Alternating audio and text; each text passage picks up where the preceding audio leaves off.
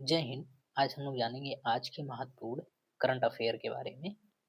इसमें पहला है, भारत दुनिया की भारत दुनिया की सबसे तेजी से बढ़ती बड़ी अर्थव्यवस्था बना हुआ है, वर्ल्ड बैंक रिपोर्ट के अकॉर्डिंग। इसमें पहला है, मजबूत जीडीपी वृद्धि, विश्वसनीय वृद्धि दरें जारी हुई हैं, घरेलू मांग में तेजी, बढ़ती खपत और निवेश।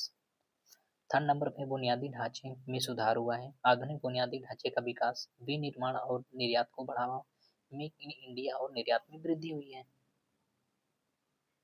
दूसरे नंबर पर है, फ्रांस और भारत के बीच नया रक्षा समझौता हुआ है, डिफेंस सेक्टर में सहयोग बढ़ेगा। इससे भारत को क्या क्या लाभ होगा, जैसे संयुक्त निर्माण होगा, मेक इन इंडिया के तहत संयुक्त उत्पादन होगा, पूंजीगत उपकरणों का निर्माण होगा।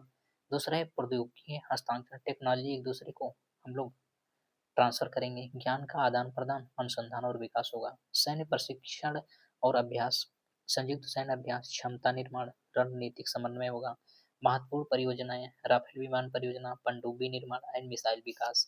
साइबर और अंतरिक्ष सुरक्षा, साइबर स्पेस में सहयोग और अंतरिक्ष आधारित प्रणालियां एंड डेटा सुरक्षा। थर्ड नंबर पे है, इसरो का गगनयान मिशन टेस्ट फ्लाइट सफल हो गया है। पहला इसमें है सफल टेस्ट फ्लाइट, दूसरा है गगनयान अंतरिक्ष यान। थर्ड नंबर पे है मिशन की चरण, जैसे कक्षा में स्थापना, 400 किलोमीटर या लियो लोअर अर्थ ऑर्बिट में, एंड पुनः हम लोग प्रवेश कर सकेंगे और स्लिप स्प्लेश डाउन होगा। महत्वपूर्ण तथ्य क्या है, मानव मिशन, इसमें 3 भारतीय अंतरिक्ष यात्री जाएंगे, इसका समय होगा 3 से 7 दिनों का। उद्देश्य क्या है, कम पृथ्वी कक्षा में मानव क्षमता का प्रदर्शन, स्वदेशी विकास होगा, आत्मनिर्भर भारत का गौरव, विश्व में स्थान, भारत चौथा देश होगा जो किसी मानव को अंतरिक्ष में भेजेगा। अब हम लोग जाएंगे पद्म अवार्ड्स 2026 के बारे में। इसके 3 प्रकार होते हैं। पहला है पद्म विभूषण, जो सबसे बड़ा होता है, इससे छोटा होता है पद्म भूषण, इससे भी छोटा होता है पद्मश्री। होरून लिच लिस्ट में भारत तीसरे स्थान पर है, अरबपतियों की संख्या में तेजी से बढ़ोतरी हो रही है। इसके क्या क्या कारक हैं, जैसे हम लोग वर्ल्ड में रैंकिंग देखेंगे तो पहले स्थान पर चाइना है, दूसरे पर है अमेरिका और तीसरे पर है इंडिया।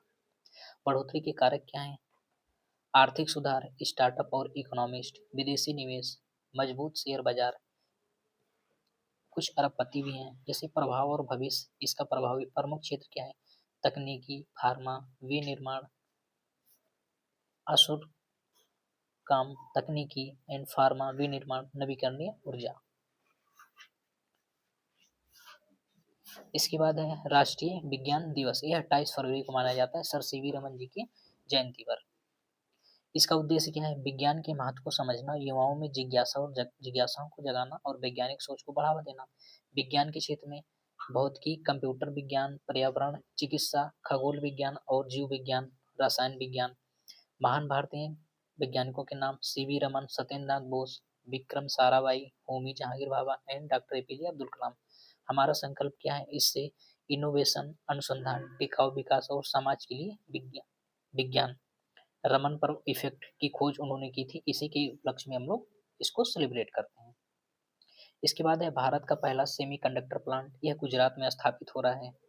प्रोजेक्ट का विवरण क्या है, धोलेरा एसआईआर में स्थान होगा, टाटा समूह और पीएसएमसी ताइवान की साझेदारी से होगा। निवेश 91,000 करोड़ से अधिक का होगा। क्षमता इसकी क्या होगी, 50,000 वेफर प्रतिमाह बनेंगे। महत्व और लाभ के, आत्मनिर्भर भारत होगा, लाखों रोजगार के अवसर होंगे, मोबाइल सप्लाई चेन में भारत होगा, तकनीकी नवाचार होगा, ग्लोबल सप्लाई चेन में भारत, इलेक्ट्रॉनिक्स हब के रूप में गुजरात बनेगा। भविष्य की ओर, देश की तकनीकी और प्रगति को गति मिलेगी, भारत सेमीकंडक्टर का प्रमुख उत्पादक बनेगा।